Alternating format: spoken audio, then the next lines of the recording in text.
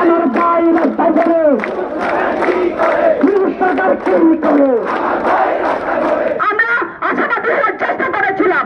আমরা ভেবেছিলাম এবার বোধ এই সরকার আমাদের কথা ভাববেন, কিন্তু ব্রিটিশের আমলে যে আদিবাসীদের উপর দমন পীড়ন হয়েছিল তার দ্বিগুণ আরো এই অন্তর্বর্তী সরকারের 2-3 মাস পার হতে না হতে এখানে পার্বত্য চট্টগ্রামে হামলা পর হামলা হয়েছে। সংগ্রামী বন্ধুগণ, তাহলে ব্রিটিশ এবং এই অন্তর্বর্তী সরকারকে আমরা কিভাবে পার্থক্য করতে পারবো?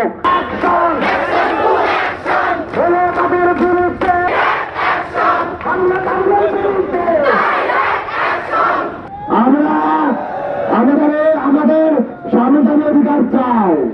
আমরা একজন রাষ্ট্রের নাগরিক হিসেবে যে মৌলিক অধিকার আছে তার প্রাপ্যতা অধিকার চাই।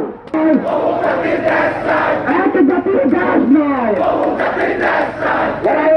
লড়াই চাই।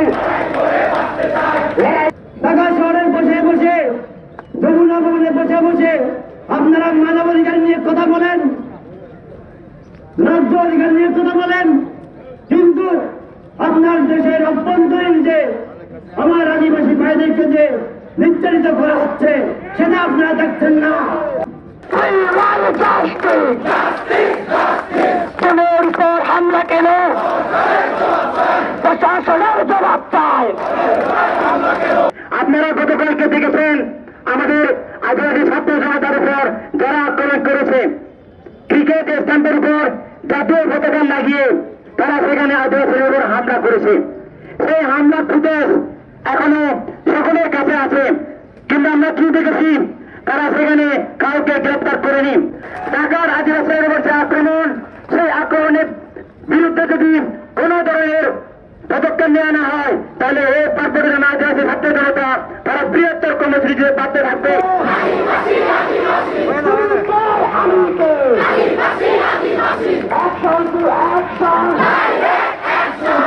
একটি দুর্বল সংগঠন দল মিলে যিনি আইনশৃঙ্খলা বিভাগের দিয়েছিলেন কর্মসূচি পালনের মধ্য দিয়ে দুপুরে সে কর্মসূচি পালন করে বিকালের মধ্যে যদি পরিবর্তন করা হয় তাহলে এখানে প্রশ্ন আইনের এসে যায় আসলে সত্য মিথ্যা এখানে বিশাল সত্য কিনা সেটা আমাদের সমস্ত পরিমাণ করতে যাবে।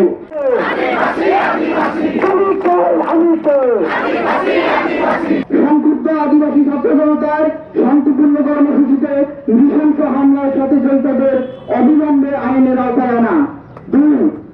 হামলায় আহতদের চিকিৎসার যাবতীয় ব্যয়ভার সরকার কর্তৃক বহন করা।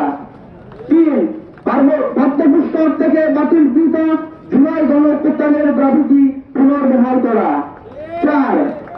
আদিবাসী জনগোষ্ঠীর সাথে আলোচনা সাপেক্ষে